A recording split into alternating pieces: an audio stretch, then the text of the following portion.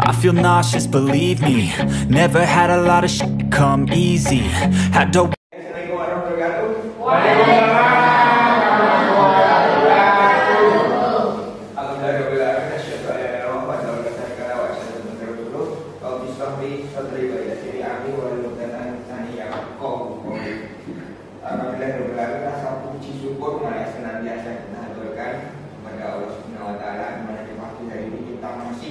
diberi kesehatan, nikmat-nikmat Islam yang tentu kita kebahagiaan yang utama.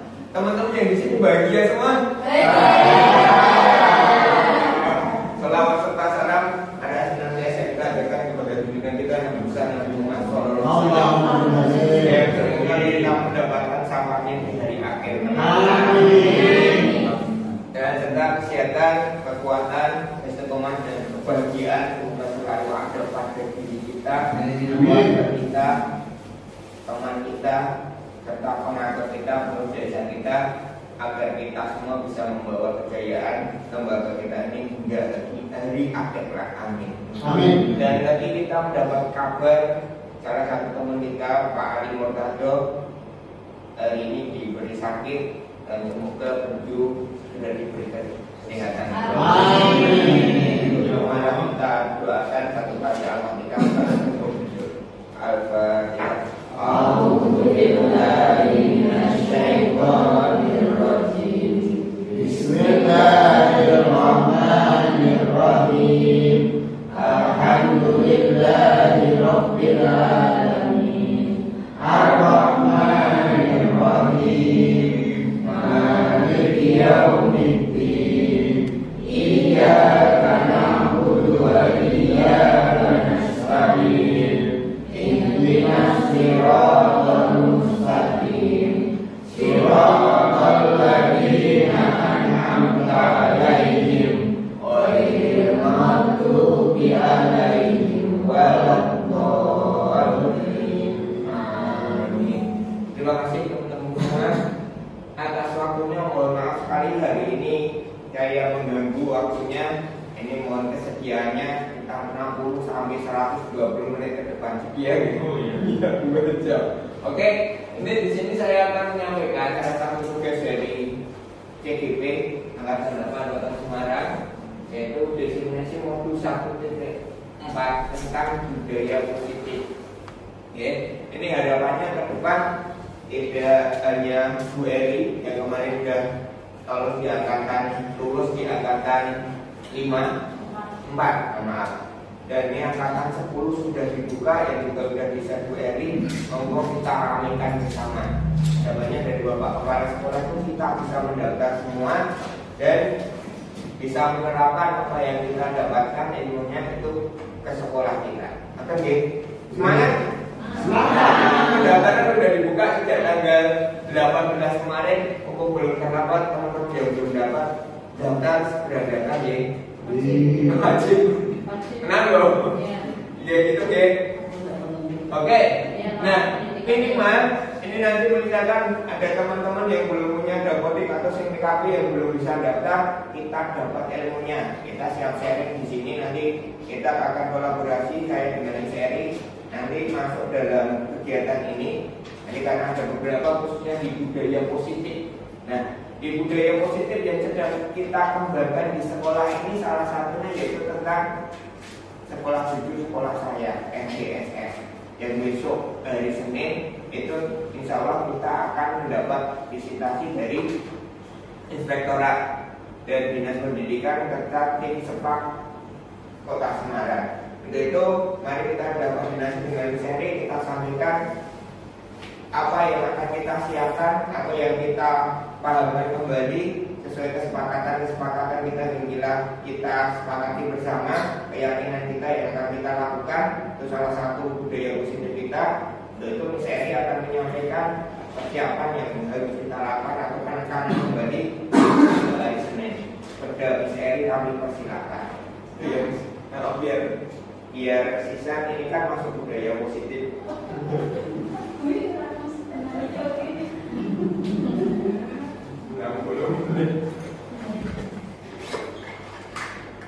Oke, terima kasih waktunya Pak Mul. Bismillahirrahmanirrahim. Assalamualaikum warahmatullahi wabarakatuh. Waalaikumsalam warahmatullahi wabarakatuh. Baik Bapak Ibu, mungkin ini lebih ke miras-miras gitu mungkin. Jadi Pak Moli nanti kan tentang budaya positif, bagaimana kita tidak hanya diri kita, tetapi juga lebih ke bagaimana untuk menumbuh kembangkan budaya positif pada anak-anak kita, terutama lebih ke situ ya Pak Moli, karena memang secara cara pun benar-benar membutuhkan proses, membutuhkan waktu, dan membutuhkan kesabaran serta ketenangan ketika kita menerapkan ya budaya positif kepada anak-anak kita. Tidak lagi kita dengan emosi, tidak lagi dengan suara lantang, tidak lagi kita ingin cepat-cepat selesai masalahnya, tidak, karena benar-benar kita duduk berjajaran gitu ya, tidak lagi berhadapan karena bukan sebuah interogasi, tapi duduknya jajaran. Misalnya nggak bisa benar-benar jajaran, bisa letter L. Itu salah satu bahwa kita lagi mengembangkan budaya positifnya dari situ dulu, pesan itu kita bangun. Tapi untuk lebih budaya positifnya Pak Mol yang tadi yang jelaskan seperti itu. Nah, di sini saya hanya ingin menyampaikan kembali Bapak Ibu bahwa besok hari Senin, mau tidak mau, suka tidak suka, kita pun juga nggak tahu nih seperti apa nanti gitu ya. Besok Senin akan ada monitoring kedua dari program sekolah kita, SDSS dan Inspektorat seperti itu. Kita sudah tahu sendiri bahwa waktu yang sangat pendek kemarin, jadi anak-anak terakhir itu kita ada monitoring pertama itu ketika anak-anak kelas meeting ya, terakhir itu kelas meeting. Nah itu sudah kita sampaikan progresnya, walaupun masih melalui sebuah story atau mungkin belum secara printed kemarin, karena memang juga keterbatasan waktu yang kita lakukan. Nah kemudian setelah anak-anak kelas meeting itu kan libur kan seperti itu. Nah sebenarnya untuk real nyatanya sosialisasi yang program SDS sebenarnya ya Juli ini secara real ya, karena apa? Kalau kemarin anak-anak kita 789 sekarang sebenarnya udah lulus. Kita punya tugas yang baru lagi untuk anak-anak kita yang kelas 7. Nah kelas 7 ini baru kemarin hari ketiga MPLS itu kita sampaikan, itu pun juga belum secara total karena kita berbagi waktu juga seperti itu. Nah kemarin juga sudah secara program sudah kita sampaikan ke anak kelas 7, memang yang kita lebih tekankan itu memang yang program 1 ya, yaitu standar kejujuran. Nah lagi-lagi Bapak Ibu, ini tugas kita bersama. Alhamdulillah 89 untuk progresnya sudah mulai terlihat, tetapi belum sesuai harapan. Kenapa kami mengatakan demikian? Karena kami masih memonitoring ada siswa yang mengenakan sandal yang memang bukan warnanya, tidak sesuai gitu ya. Kemudian ada juga anak yang memang masih belum menempatkan sandalnya sesuai dengan yang menjadi kesepakatan kita di sandal kejujuran seperti itu. Nah ini yang 8 dan 9 berarti begini Bapak Ibu, besok Senin itu kita akan menyampaikan progres yang kedua. Itu berarti yang 8 yang 9 itu juga harus kita sampaikan progresnya. Sedangkan kelas 7 kalau kelas 7 jelas progresnya baru 1 ya, sosialisasi seperti itu. Walaupun kemarin ketika anak kelas 7 itu di aula, sebelum kita kenalkan SDSS, anak-anak kita sudah foto di depannya Bapak Ibu, sandal sama sepatunya luar biasa ya. Mereka kemarin kita tunjukkan juga ngangkat-ngangkat gitu atau ya, karena apa, tumpuk undung sampai ditumpuk-tumpuk itu sepatu sandalnya masih nggak beraturan seperti itu. Tetapi kemudian ketika kita sudah melakukan sosialisasi, alhamdulillah sebagian anak gitu ya itu sudah nganggur, tapi juga masih ada gitu ya. Satu sisi kendala yang dialami kelas 7 ini masih ada yang belum menemukan sandal merah karena terbatas, karena ini ukuran ada ukurannya itu kan 43, orang tuanya sampai sudah muter 6 tempat itu belum ketemu. Nah ini saya juga sudah mengatakan lah, karena ini mindset anak-anak itu ketika kala itu mungkin ya terlalu polosnya anak itu merek swallow salah satu contohnya yang kita contohkan gitu loh. Dan si anak itu ya kekehnya kudu swallow gitu, padahal kan merek gitu ya. Nah alhamdulillah ini berproses mulai Senin berarti kita sudah mulai monitoring ya untuk wali kelas 7 khususnya, tolong dibantu anak-anak beradaptasi, mengingatkan terus untuk sandal kejujuran ini. Nah untuk yang kelas 7 berarti nanti progres yang kita sampaikan fix ya, jadi untuk sampainya sosialisasi. Nah sama sandalnya sudah sama, oleh karena itu nanti mohon untuk wali kelas 7 bisa memonitoring satu jumlahnya warnanya, dan sampaikan kembali, menguatkan kembali bagaimana tata caranya untuk melepas dan lain sebagainya gitu ya, seperti yang sudah kita sepakati bersama. Sedangkan kelas 8 dan 9 ini memang secara progres di masjid sudah lebih lagi, lebih tertata lagi, tapi kan tetap masih ada karena tadi faktanya masih saya lihat itu beberapa masih belum pakai sandal yang sesuai. Ketika saya konfirmasi alasannya hilang. Nah, ini berarti kan ada kelas-kelas tertentu yang jumlahnya belum sesuai dengan warganya, dengan siswanya. Oleh karena itu Bapak Ibu, program ini adalah program kita bersama.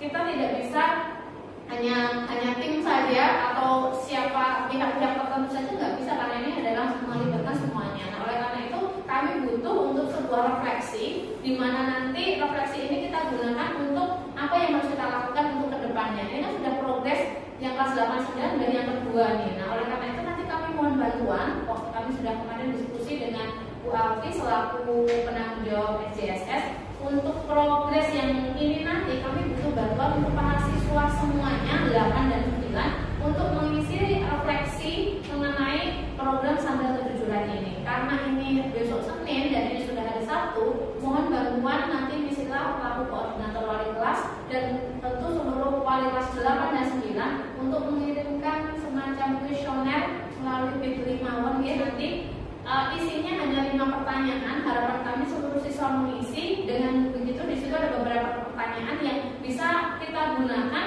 untuk mengetahui perkembangan di kelas masing-masing seperti itu. Sehingga nanti apa yang akan kita lakukan ke depan itu ada kaitannya, ada dasarnya, ada datanya dari kuesioner yang akan kita kirim.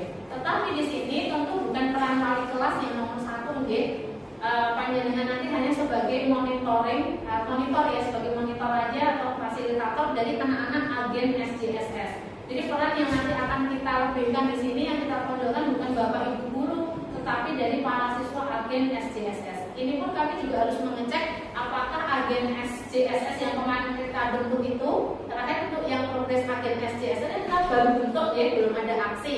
Nah, aksi pertama ini adalah mengawal kuesioner ini kepada teman-temannya, memastikan teman-temannya mengisi. Nah, kami akan mengeceknya anak-anak yang kemarin kita tunjuk itu apakah di kelas yang berbeda atau tidak gitu loh.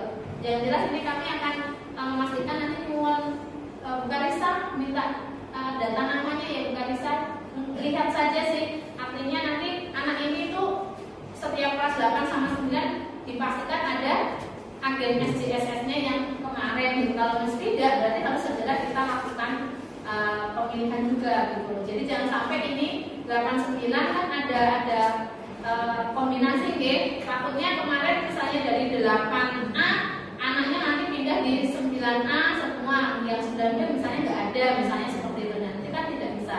Nah seperti itu kurang lebih untuk progresnya 8 dan 9 demikian.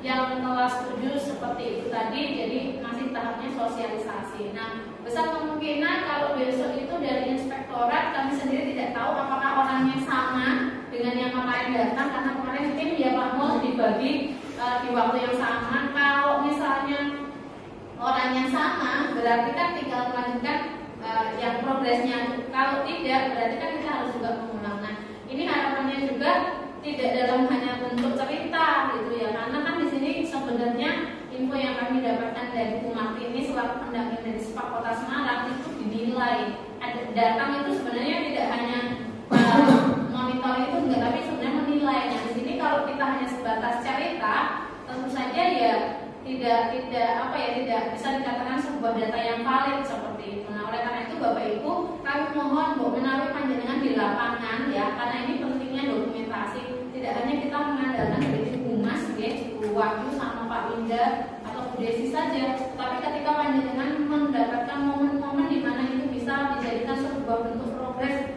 pelaporan SJSS, mohon dengan sangat dilakukan langsung, nanti dikirim aja. Kalau dikirim ke Bu Wahyu atau Pak Winda ada drive-nya, mungkin seperti itu bisa memudahkan seperti itu. Jadi ketika kita ingin pelaporan tidak terus nyari-nyari foto dan lain sebagainya seperti itu. Karena sekali lagi yang kita laporkan adalah progresnya. Itu Bapak Ibu, itu Pak Mo ada yang mungkin perlu ditambahkan? yang kurang narasi ya, nanti kalau saya buatkan untuk narasi, saya tambahkan kemarin saya sudah untuk narasi yang pas untuk majalah sekolah sudah saya buatkan, nanti tinggal tambahnya progres.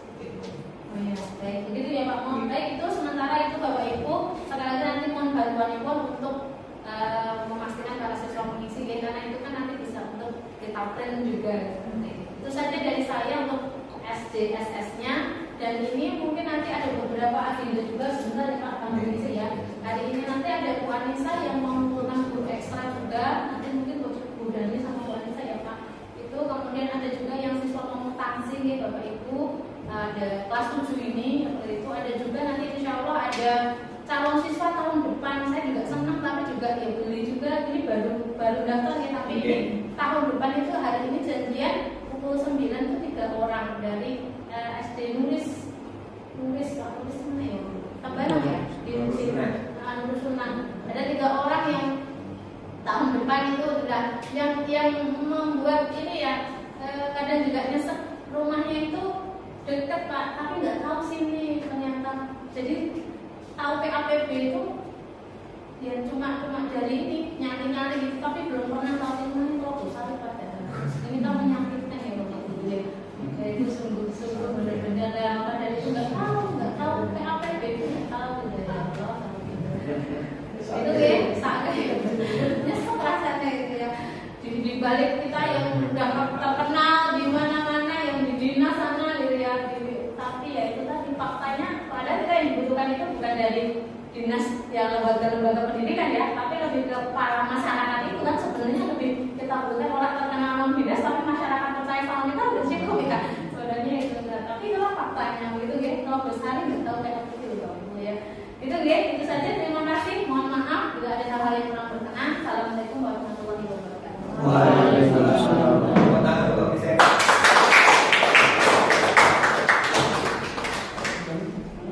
Oke, terima kasih Bu Seri. Berikutnya saya lanjutkan. Ini sedikit saya ulas dulu yang saya dapat di guru penggerak. Ini sudah jalan dari modul 1, yaitu ada 1.1, 1.2, dan 1.3 serta ini juga di 1.4.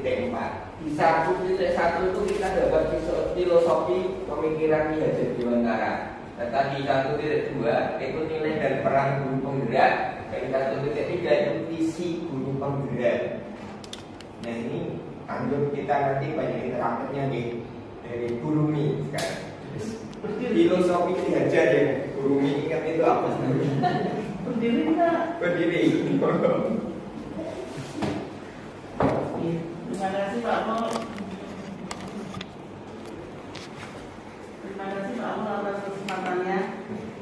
Untuk filosofi Ki Hajar Dewantara itu kalau tidak salah Ingarso Sungtulodo, Imadio Manungkarso, Tuturi Handayani. Luar biasa sekali. Dan terima kasih Bu Rumi. Berarti kita semua insya Allah sebagai seorang guru sudah tahu filosofi itu nih. Cuman yang lebih ditekankan lagi, nanti dari filosofi Ki Hajar itu banyak. Selain hal tersebut, benar sekali yang disampaikan Bu Rumi, itu Ingarso Sungtulodo memberikan tulodo saat kita di depan. Oke, seorang guru saat kita mengajar harus selalu memberikan keteladanan. Tetapi di tengah membangun semangat motivasi anak untuk belajar, khususnya untuk prestasi, harus kita pupuk terus dan mereka tetap bersemangat. Serta Tuturi Handayani itu memberi dorongan dari belakang. Itu 3 filosofi utamanya. Tapi dalam pelaksanaannya, dalam kita mengajar, kita harus juga mengajar sesuai kodrat alam, kodrat zaman, dan kodrat anak itu sendiri. Kodrat alam kita berada di kota Semarang, kondisi geografisnya tentu saat kita mengajar memberikan materi, maka jangan sampai hanya nyomot. Misalkan yang kita dapat ternyata dari Kabupaten Semarang, daerah pegunungan, dan mungkin kita kodrat alamnya sudah berbeda gitu ya. Tetapi kodrat zamannya sekarang anak kita yang ada di sini aja udah lahir, baru lahir itu udah nyetel HP biasanya. Jangan sampai di setelahnya Morotal lewat HP. Ada yang seperti itu saat hamil udah seperti itu lahir udah kena HP. dan teknologi itu kita juga harus bisa menyesuaikan sesuai program zamannya. Dalam mengajar kita harus juga bisa memanfaatkan teknologi atau kita harus mengikuti perkembangan zaman yang ada. Maka serta kodrat anak, khususnya setiap anak itu memiliki kemampuan, keunikan, potensi, bakat, serta minat sendiri-sendiri. Untuk itu biasanya nanti kita dalam pembelajaran harus bisa menyampaikan pembelajaran yang berdiferensiasi sesuai kebutuhan siswa. Kita lanjutkan, sedangkan ini nilai dan peran guru penggerak. Satu itu nilai guru penggerak. Kita harus berpihak pada murid, tetap mandiri, kolaboratif, kreatif, inovatif, dan reflektif. Namanya kan aktif. Kira-kira dari nilai itu tentu dari Bapak Ibu kalau sudah memiliki itu semua, sebenarnya Ibu, guru, Bapak, Ibu semua yang ada di sini sudah merupakan seorang guru penggerak. Kira-kira dari ke-6 nilai itu yang sudah Bapak Ibu miliki ada berapa? Udah nih. Coba kita sambil reflektif, kita kan ini termasuk nilai yang reflektif, kita bisa merefleksi diri kita sendiri dari yang ada itu udah ini sudah memiliki berapa poin? Oke, Mas Nur, Pak Nur, dari 6 ya? Oke. Kira-kira saya kok masih baru 1, 2, 3, 4 tapi ya. Kalau 1 reflektif ya. Yang belum mungkin saya ini kompatibnya mungkin belum ya Pak. Tapi kreatif ya Bu? Ya sedikit ya. Nanti insya Allah kompatibnya juga ada. Oh gitu. Oke, tepuk tangan dong. Lanjut, itu tadi nilai seorang guru penggerak yang harus kita miliki semua, tidak hanya KGP atau kita yang melakukan pendidikan. Harapannya itu memang benar-benar melekat ke diri seluruh kita Bapak Ibu guru, sehingga tidak hanya kita yang ikut program KGP, tapi ini bisa mengimbas teman-teman semua. Harapannya bisa memiliki nilai itu. Serta perannya itu harus bisa menjadi pemimpin pembelajaran, menggerakkan komunitas praktisi, mendorong kolaborasi antar guru, menjadi coach bagi guru yang lain, dan mewujudkan kepemimpinan murid. Nah, itu peran seorang guru penggerak. Tentu kita semua pernah melakukan atau mengalami peran itu saat ditunjuk sebagai ketua panitia ataupun ditunjuk sebagai PJ tertentu. Tentu Bapak Ibu semua sudah memiliki peran tersebut. Jadi secara tidak langsung sebenarnya Bapak Ibu guru itu sudah memerankan, mungkin tidak keseluruhan, tapi salah satu atau salah 4, salah 2, atau salah 3 dalam peran guru penggerak. Itu tepuk tangan untuk Bapak Ibu semua. Oke, dan itu peran. Serta berikutnya ini ada visi guru penggerak. Ini sedikit, ini visi yang saya bangun. Visi saya dari dulu sampai sekarang sejak 2015 ini sebenarnya dan set. Oke. Nah, ini harapannya seorang guru di sebuah lembaga itu memiliki visi pribadi seorang guru yang nanti dari visi itu bisa mendukung meningkatnya atau terwujudnya sebuah visi sekolah. Gitu kan? Sekali lagi Bapak Ibu guru belum memiliki visi pribadi, harapannya mulai dibentuk visi pribadi dan nanti bisa disinkronkan khususnya untuk meningkatkan atau mengembangkan yang akan menuju ke visi sekolah. Bismillah, masih ingat visi sekolah kita? Bismillah.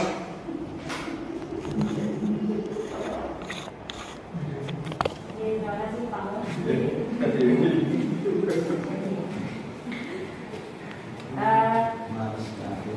Karena visi sekolah kita yang terbaru itu kan disesuaikan dengan tujuan dan target sekolah ya Pak. Di sana ada ramah anak, ada pengawasan lingkungan.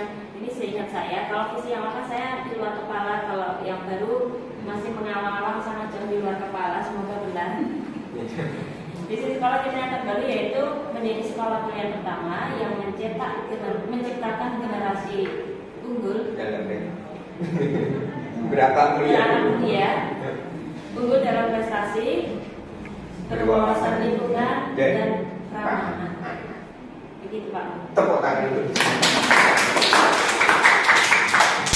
Lagi saya ulangi visi sekolah kita yaitu menjadi sekolah pilihan pertama yang mencetak insan berakhlak mulia, unggul dalam prestasi, berwawasan lingkungan dan ramah anak.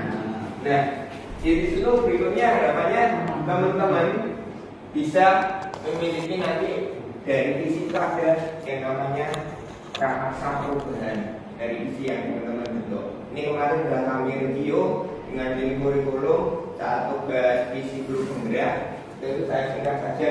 Ini tadi visi sekolah kita itu ya, benar sekali yang disampaikan Sila. Harapannya kita semua harus ambil peran, baik dari berakhlak mulia, dari tim peribadatan harus fokus untuk meningkatkan berakhlak mulia, tentu yang bisa diimbaskan ke Bapak Ibu guru semua serta anak-anak, terus unggul dalam prestasi, tim prestasi atau PJ prestasi, berwawasan lingkungan khususnya nanti dari PJ Adiwiyata, tentu dan ramah anak.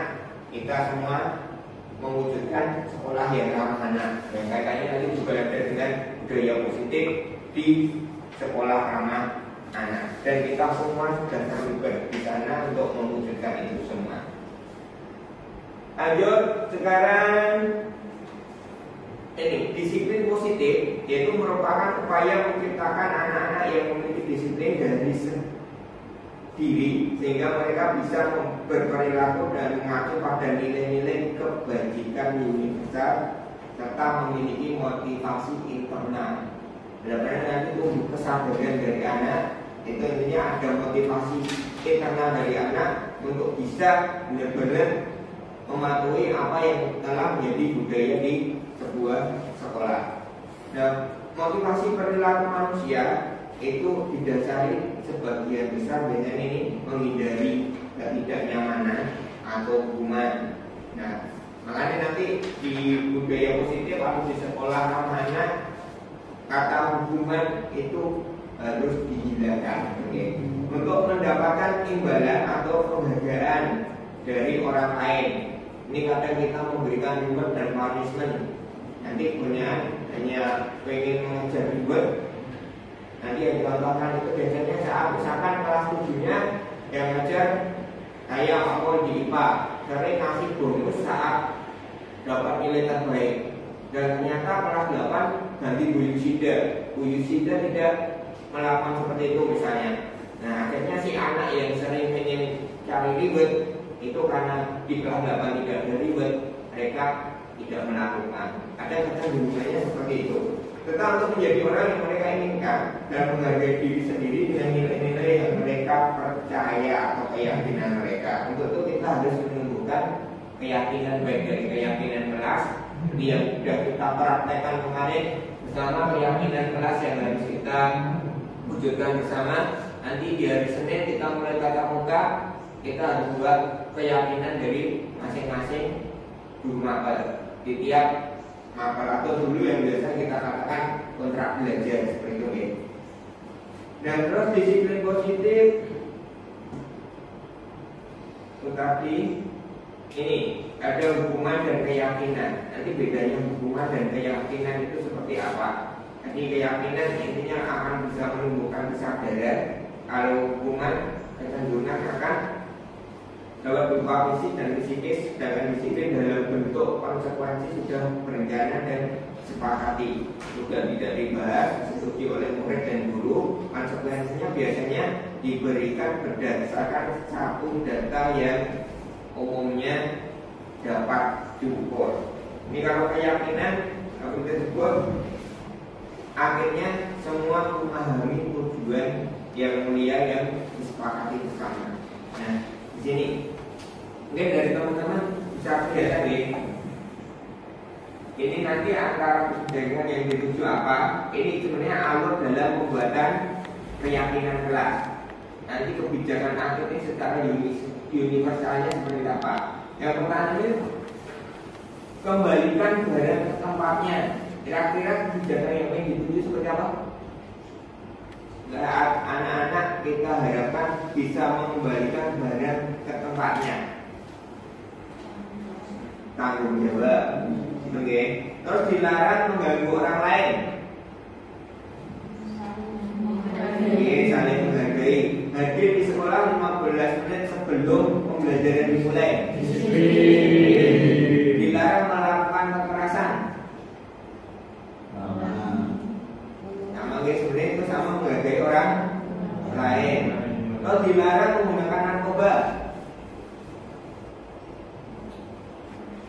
Dilarang menggunakan narkoba. Cenderung kemana?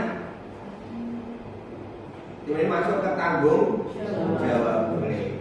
Nah, terus intinya ini kan berkaitan dengan hal yang dilarang baik secara aturan hukum dan aturan agama.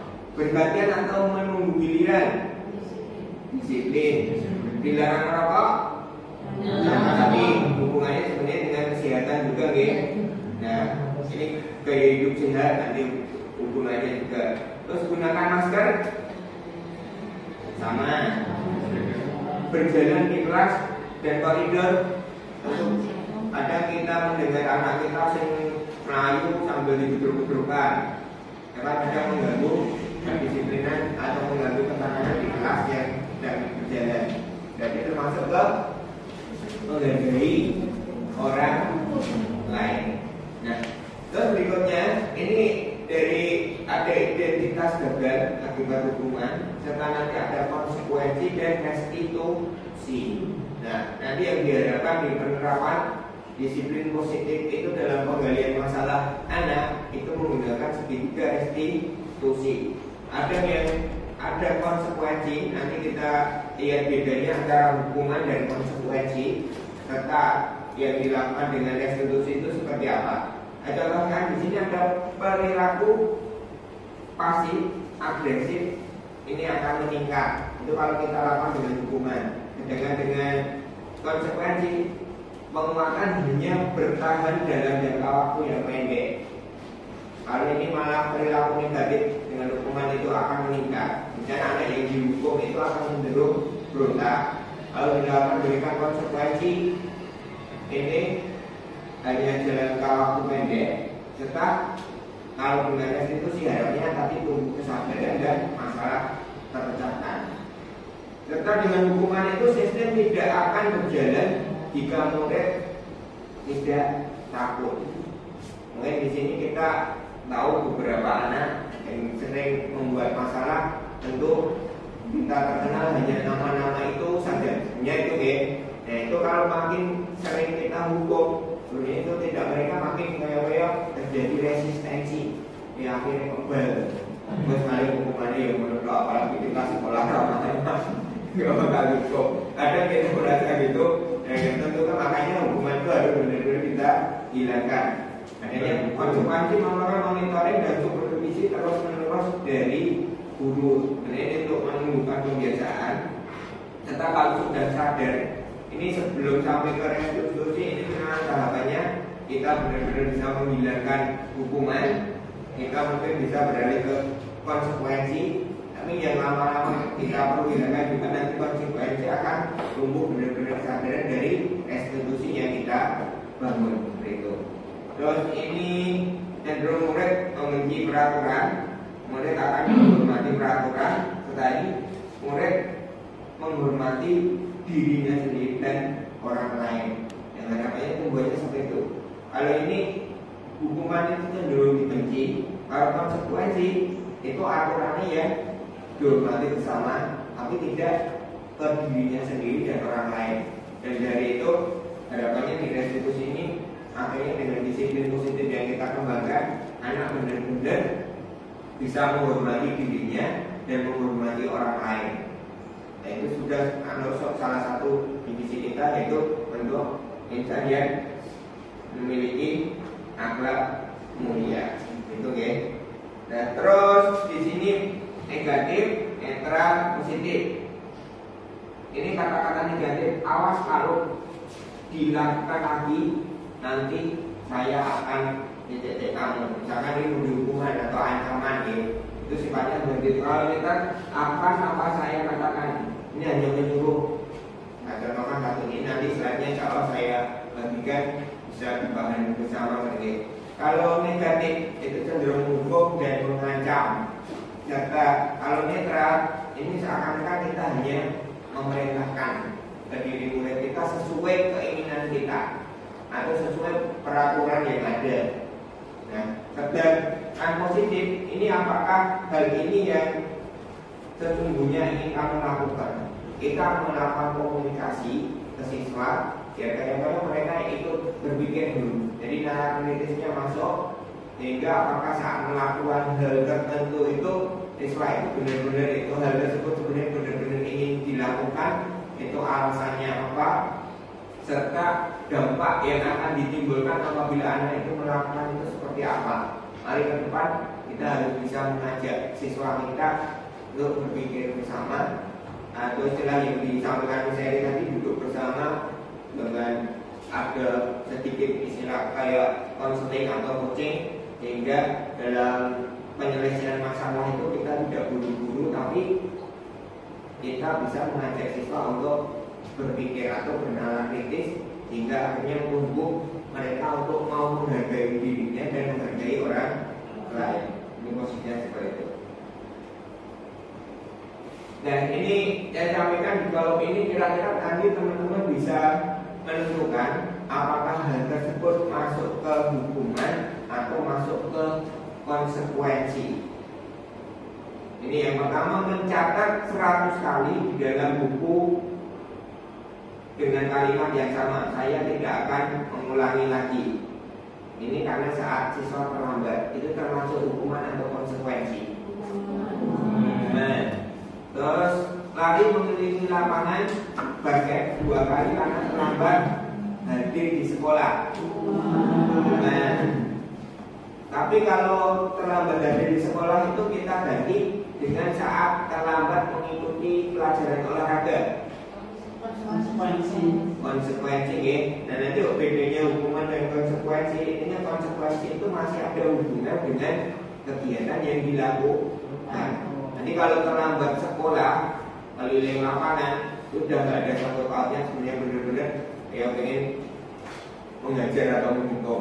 Sedangkan kalau saat olahraga, itu misalkan awalnya yang lain pemanasan keliling lapangan 5 kali, terus ada yang datang terlambat, mereka juga harus keliling 5 kali. Itu bukan hukuman tapi masuk ke konsekuensi. Terus membersihkan coretan yang dibuatnya di meja tulis, konsekuensi. Terus kemudian diminta push up 15 kali saat tidak menggunakan masker, hukuman. Menggantikan kertas tugas teman yang dirobeknya atau dicoret, konsekuensi. Berjemur di lapangan basket pukul 12 karena ngobrol di kelas, hukuman. Kemudian diminta telanjang kaki sepanjang hari. Kita tahu. Kemudian diminta telanjang kaki sepanjang hari saat tidak menggunakan sepatu warna hitam, hukuman. Berdiri di depan kelas sambil mengangkat kaki satu, hukuman. Karena tidak bisa menjawab pertanyaan, hukuman. Kalau konsekuensi artinya bebas menjawab, mencari jawaban sesuai dengan pertanyaan yang tidak sesuai. Membersihkan tempat air di meja tulis karena tersenggol pada saat belajar, konsekuensi. Kehilangan 10 menit jam teristirahat untuk menggantikan karena datang terlambat, konsekuensi. Anda menggantikan hal yang belum dilakukan atau dilakukan. Nah, itu tadi hukuman dan konsekuensi. Berikutnya sebenarnya saat orang melanggar itu sebenarnya mereka memiliki kebutuhan dasar yang harus dipenuhi. Nah, kebutuhan dasar tersebut antara lain kebutuhan untuk bertahan hidup, terus mendapatkan kasih sayang dan merasa diterima, kebebasan, kesenangan, dan penguasa. Itu tahapan kebutuhan manusia. Bertahan hidup biasanya kita hanya untuk makan, minum atau kebutuhan pokok. Terus kasih sayang, rasa diterima, usaha yang dihargai, dicintai dan disayangi. Kebebasan, di kebebasan itu biasanya kita memiliki rasa bebas dan tidak mau diatur. Nah, seperti itu yang kadang membuat orang melanggar kebijakan atau kesepakatan bersama itu, karena sebenarnya jiwa yang pengen bebas itu muncul, serta kesenangan, terus penguasaan. Kesenangan biasanya hubungannya dengan hobi yang dilakukan, kadang dilakukan di tempat yang tidak sesuai. Dan ada anak yang sedang belajar, ada hobinya nyanyi, di kelas sambil nyanyi. Sebenarnya selain rasa kebebasan untuk mengekspresikan, tapi mereka juga memiliki kesenangan yang lain. Misalkan model di belajar dari IPA atau nyanyi, terus kan kita hukum atau kita marahi. Nggak harusnya nanti akhirnya bisa kita arahkan membuat materi-materi di pembelajaran dan katanya dengan nyanyi. Itu yang lebih. Oke.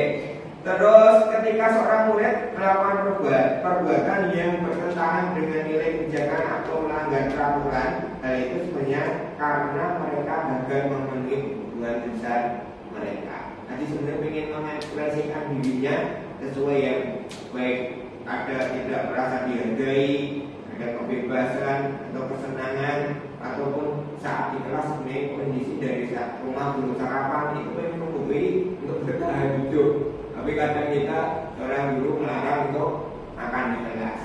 Nah, ini kesepakatan kelas atau kesepakatan antar mapel itu boleh dibuat. Yang penting nanti pembelajaran itu bisa berjalan lancar dan kondusif, gitu ya.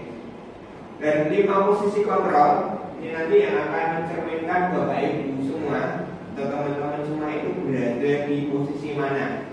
Itu apakah tipe seorang guru penghukum? Bukarisa monggo observasi ya. Alhamdulillah kita tambah siswa lagi. Kita doakan seperti doakan Pak kita tadi bahwa kita harapannya bisa memenuhi target di sela-sela waktu ini. Ada pindah dari pondok yang baru MPLS-nya belum selesai, udah nggak betah terus lagi pindah di sini. Baru 2 hari masuk pondok terus nggak betah, pengen dipindahkan. Nah, ini nanti posisi kontrol, apakah teman-teman itu sering melakukan hal-hal yang mengarah ke posisi seorang guru sebagai penghukum, membuat rasa bersalah, teman, pemantau, pemantau dan seorang manajer. Serta nanti ada segitiga restitusi, bagaimana kita menyelesaikan masalahnya. Nah, ini saat kita sebagai tipe seorang penghukum. Nah, seorang penghukum itu kita bisa menggunakan hukuman fisik maupun verbal. Dan orang-orang yang menjalankan posisi penghukum senantiasa mengatakan bahwa sekolah memerlukan sistem atau alat yang dapat lebih menekan murid-murid lebih dalam lagi, atau penghukumannya lebih kejam lagi, intinya seperti itu. Harapan mereka biasanya makin kejam dilakukan, itu makin anak cerdas. Ada akhirnya dampaknya tadi tidak seperti itu.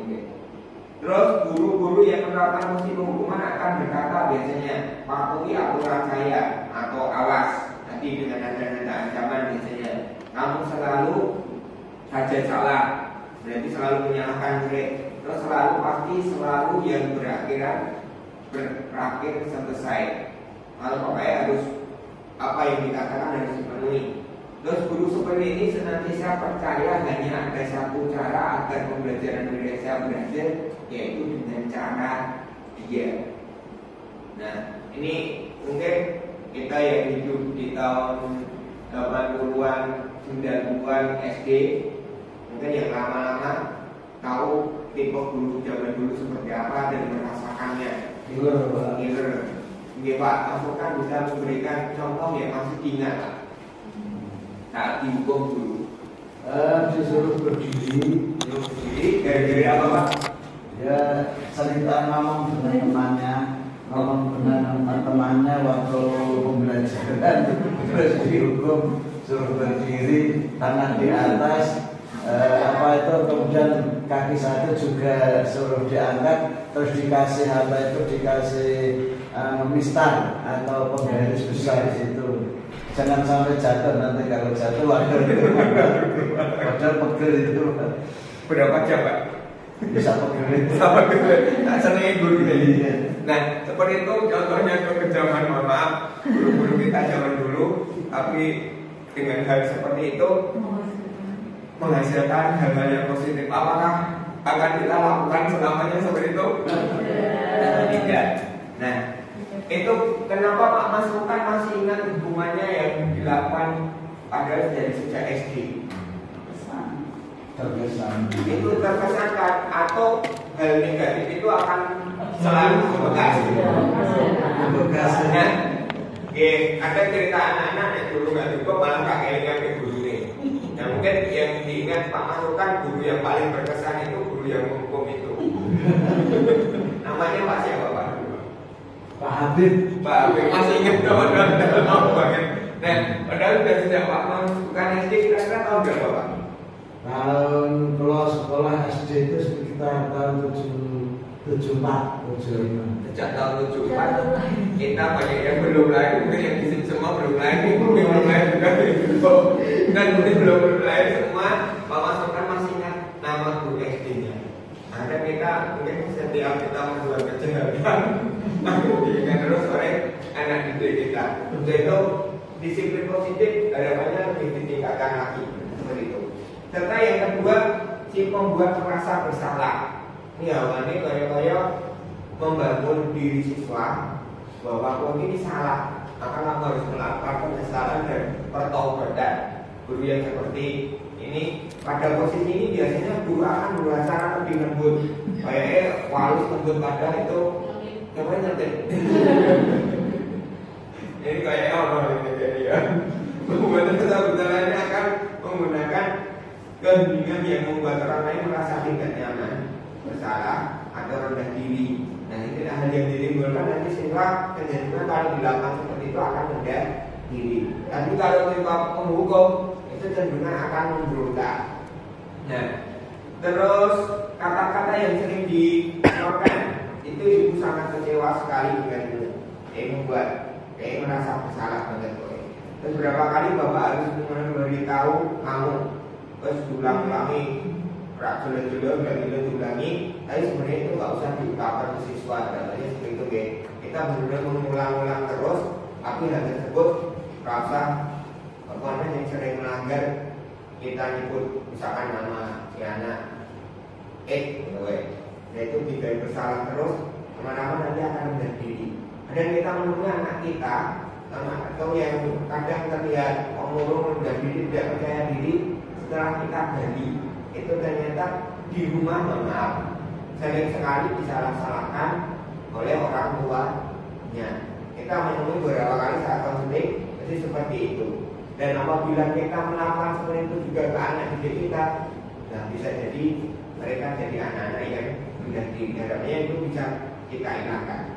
Nah di posisi ini murid akan memiliki penilaian diri yang buruk terhadap diri mereka sendiri. Dan mereka merasa tidak berharga dan merasa telah mengecewakan orang-orang di sekitarnya. Dan murid kita pun kita memilih seperti itu karena sudah banyak dibangun dari rumah. Nah harapannya hal ini kita bangun di sekolah dan nanti saat ada momen parenting kita sampaikan ke orang tua. Terus tipe teman ini saya biasanya bisa merasa humble, kita kadang sangat dekat dengan anak atau murid. Nah guru positif ini tidak akan menyakiti murid, namun akan tetap berupaya mengontrol murid melalui persuasi. Posisi teman pada guru bisa negatif ataupun positif. Di sini berupa hubungan baik yang terjalin antara guru dan murid. Guru positif ini menggunakan hubungan baik, humor atau mempengaruhi seseorang. Mereka akan berkata, ayo bantulah demi bapak ya. Oh ya akhirnya merasa sangat berteman dan cenderungan siswa yang mendapat perlakuan seperti ini. Kadang saat ada masalah dengan guru yang lain, mereka akan kadang mengatasnamakan atau menyebut orang sudah jadi guru ini. Dan mereka dapat backingnya, merasa dapat backingnya. Dan kadang tanpa konfirmasi ke guru tersebut, anak-anak seperti ini udah langsung nyapa nama guru yang lain. Itu nggih. Nah, dari 3 hal tersebut dari teman-teman ini kelima ini langsung nanti. Jangan sih. Terus ini pemantau. Memantau itu berarti mengawasi pada kita, mengawasi kita bertanggung jawab atas perilaku orang yang kita awasi. Posisi pemantau biasanya pada peraturan-peraturan dan konsekuensi. Dengan menggunakan sanksi, konsekuensi, kita dapat memisahkan hubungan pribadi dengan murid. Sebagai seorang menjalankan fungsi pemantau, biasanya peraturannya apa yang telah kamu lakukan, sanksi dan konsekuensinya apa. Enggak anak cenderung ikut berpikir sebenarnya. Ini sudah mulai lebih baik lagi. Orang-orang sangat mengandalkan perhitungan catatan dan data yang menguatkan bukti. Nah, posisinya akan menggunakan trigger, klik catatan, daftar cek. Posisi pemantau sendiri berawal dari garis siklus respon yang menunjukkan tanggung jawab guru dalam mengontrol murid. Nah, harapannya sebenarnya mulai dari pemantau ini anak sudah diajak berpikir dan kita saksikan data dan buktinya selama ini serta peraturan yang ada atau semuanya yang ada, akhirnya anak cenderung akan bisa melakukan atau menerima konsekuensi yang diterima yang harus dilakukan. Terus ini tipe terakhir yaitu tipe manajer. Posisi di mana guru berdua sesuai bersama dengan murid, mempersiapkan murid, menanggung-jawabkan perilakunya, mendukung murid agar dapat menemukan solusi dan permasalahannya sendiri. Nah, ini tipe yang biasanya diharapkan sebenarnya yang manajer ini. Nah, harapannya mereka ini sudah ada angka-angka segitiga restitusi nanti berada di posisi ini. Tapi kadang kita di peran yang kita lakukan, kelima posisi peran tadi kita kadang pernah melakukan semua, dan itu kadang bisa memberikan nilai lebih pada anak. Tapi kita utamanya harus benar-benar kita tekankan itu di peran seorang manajer. Harapannya seperti itu, ya. Nah, tidak boleh cenderung ke tadi penghukum, tidak boleh cenderung ke sebagai teman, tidak si pembuat merasa bersalah. Tapi dari beberapa mungkin kita saat ini merangkul anak, kita menjadi posisi teman, tapi tidak terus-terusan seperti hal tersebut. Terus ini dari seorang manajer, ini kita ada contoh segitiga restitusi. Segitiga restitusi adalah proses menciptakan kondisi bagi murid untuk memperbaiki kesalahan mereka sehingga mereka bisa kembali ke kelompok mereka dengan karakter yang lebih kuat. Yaitu ada 3 tahapan yang tidak boleh dibolak-balik. Itu 1, menstabilkan identitas, serta 2, memvalidasi tindakan yang salah, ketiga, menanyakan keyakinan. Menstabilkan identitas itu kita bisa mencari data atau menggali informasi dari diri siswa tersebut, apakah benar yang dilakukan itu seperti informasi yang kita dapat ataupun yang kita lihat sendiri itu. Terus memvalidasi tindakan yang salah. Ini intinya nanti kita diharapkan dari diri anak sendiri itu bisa mengungkapkan bahwa yang mereka lakukan itu salah, dan mereka meyakini itu bahwa yang mereka lakukan salah dan harus melakukan permintaan maaf. Intinya salah satunya seperti itu. Dan menyatakan keyakinan yang dilanggar apa. Ini tentu untuk melakukan segitiga restitusi, di awal kita harus membuat yang namanya keyakinan bersama. Tentu kita sebenarnya sudah ada keyakinan kelas, terus nanti besok sekali lagi ada keyakinan yang harus kita buat, yaitu keyakinan di antar mapel. Itu harus kita lakukan seperti itu. Nah, ini satu contoh kasus. Sebelum nanti besok ke depan, insya Allah segitiga restitusi ini semoga nanti dari WSRI ataupun dari kami di kegiatan berikutnya bisa menyampaikan lebih dalam lagi, hingga kita dalam pemecahan masalah anak itu benar-benar bisa menerapkan tadi budaya positif atau disiplin positif.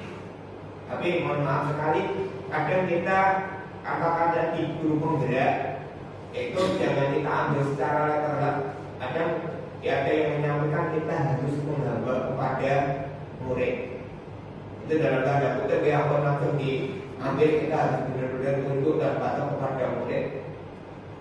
Ya, kita di sekolah Islam juga memiliki budaya positif dari ajaran agama kita yang tentu ada adabnya seorang murid harus menghargai seorang guru itu seperti apa, tapi kita tidak semata-mata tadi harus sebagai tipe penghukum atau tipe pembuat merasa bersalah. Tetap akhlak mulia kita kedepankan, bagaimana adab siswa atau guru itu seperti apa, kita di hukum Islam harus juga kita tegakkan. Jadi kita tidak semata-mata menghamba kepada murid, tapi harapannya seluruh kebijakan atau tindakan yang kita lakukan itu berdasarkan pada kebutuhan atau mengharapkan kebutuhan siswa atau berorientasi pada kepentingan peserta didik kita. Itu sebenarnya makna aslinya seperti itu, tidak semata-mata langsung kata-kata menghamba kepada murid. Itu karena kita di sekolah Islam punya, tentu kalau di kitab Al-Muta'alif ya, mungkin itu yang perlu kita bedah lagi nanti. Kita dari segi hukum Islam di kitab yang kita miliki serta disiplin positif ini harus seperti apa. Harapannya ke depan kita bisa membuat budaya yang positif itu benar-benar dari khas ajaran Islam yang ada di PAPP tanpa adanya hukuman dan lain sebagainya. Itu ke depannya harapannya seperti itu. Terus ini sedikit contoh kasus. Ini misalkan ada Dinda, ini seorang anak kelas 3 SD. Ini nanti berkaitan tadi dengan anak si budaya yang tadi kebutuhan anak yang tidak dipenuhi tadi, tak lewati saja. Saya ambil satu contoh kemarin skenario tugas saya. Ini sedikit gambaran. Ini cuma skenario singkat. Mas Arif, saya ambil inspirasi dari itu. Ini Arif yang membawa motor berangkat ke sekolah. Nah, setelah wali kelas 9C mendapatkan laporan dari Bu Dewi Ingat lagi, warga komplek. Bu Dewi Maknyok, belakangnya namanya Bu Dewi lah. Dari mana tadi bermaknyok Bu Dewi. Ini membawa motor diparkir di tempat Maknyok. Nah, ini sebenarnya ada tim keamanan sekolah. Apa yang kita lakukan? Ini saya cuma menunjukkan langkah-langkah dari segitiga institusi tadi. Satu, pertama kita panggil anak tersebut. Nah, terus kita wawancarai. Kira-kira anak itu apakah sudah tahu atau belum saat kita panggil? Kira-kira diawali dari seperti itu. Kamu kita panggil ke sini, sudah tahu belum maksudnya? Nah, jadi tadi saya menggambarkan dapat cerita dari warga Bu Dewi itu bahwa kamu bawa motor sendiri di parkir di dekat rumahnya. Apakah itu benar? Nah, tahapan ini berarti tadi masuk ke tahapan yang mana? Dari segitiga restitusi. Menstabilkan identitas. Setelah lanjut, dan di sini terus akhirnya iya saya jujur Pak. Nah ini anak udah mau mengakui. Nah kadang kita yang jadi kelemahan kita, kadang anak yang karena seringnya melakukan sesuatu, kadang kita pernah menemui anak yang pandai membuat alasan. Nah itu kita tetap memvalidasinya, kita gali terus, jangan hanya satu kali sampai pokoknya benar-benar dia alasannya yang masuk akal, itu perlu kita gali terus. Terus itu anak mulai benar mengakui. Nah setelah itu kira-kira alasan dari anak tersebut apa melakukan hal tersebut. Nah itu perlu kita gali. Nah alasannya ternyata tidak ada orang tua yang mengantar karena orang tuanya keluar kota semua. Nah seperti itu. Terus nah berikutnya kira-kira di kelas sebenarnya itu udah ada keyakinan belum. Nah dari situ kalau si anak udah mau menunjukkan adanya keyakinan yang harus dipenuhi, itu seperti apa? Itu berarti udah masuk ke menanyakan keyakinan. Kira-kira yang dilanggar keyakinan yang mana? Tak membawa motor berarti keyakinan apa tentang kedisiplinan. Nah, hal tersebut karena sudah diyakini bersama dan siswa belum memiliki SIM, itu tidak boleh menggunakan motor. Akhirnya mereka mulai sadar apakah bisa seperti itu saja. Kesadarannya memang harapan utamanya anak-anak benar bisa sadar dan berikutnya bisa mencari solusi untuk mengatasi masalah tersebut. Nah, itu sedikit gambaran tentang segitiga restitusi. Nah, terus ini terakhir bahwa yang kita hadapkan karena anak itu bukanlah kertas kosong yang terserah kita akan menulisnya seperti apa, tapi mereka punya hak untuk menjadi dirinya sendiri. Nah, harapannya sekali lagi dengan budaya positif ini mereka sadar untuk mau menghargai dirinya sendiri dan menghargai orang lain. Seperti itu, oke? Itu yang bisa saya sampaikan. Tapi sebelum saya tutup, ini tadi karena salah satu nilai dari guru penggerak adalah reflektif. Aku juga satu nama untuk merefleksikan. Jadi yang kita dapat pagi hari ini, Bu, mau coba? Sedikit sampaikan Pak Mon yang Pak Mon dapat sedikit dapat dari kegiatan kita pagi hari ini apa Pak? Oke. Ya, terima kasih. Berdiri Pak. Terima kasih Pak Mul atas yang disampaikannya. Ini menambah khazanah wawasan bagi saya untuk mendidik seorang generasi penerus bangsa Indonesia. Bagaimana menjadikan anak itu yang berakhlak mulia. Mulai dari bagaimana anak itu bila melakukan kesalahan, dia mau mengakui kesalahannya, kemudian dia mau untuk dibentuk, diluruskan kesalahannya itu menjadi yang benar, menstabilkannya. Kemudian setelah itu dia mengaplikasikannya dalam kesehariannya sehingga dia dapat belajar dengan baik sesuai dengan visi dan misi daripada sekolah yang telah ditetapkan. Oke, visi atau keyakinan yang sudah ditetapkan itu ya Pak. Oke, tepuk tangan untuk kita. Oke, terima kasih atas waktu yang diberikan. Ini sekali lagi saya mohon maaf mengganggu waktunya. Kita akhiri kegiatan ini dengan alhamdulillah bersama dan doa penutup majelis bersama. Alhamdulillahirabbil alamin. Terima kasih semuanya. Kalau silakan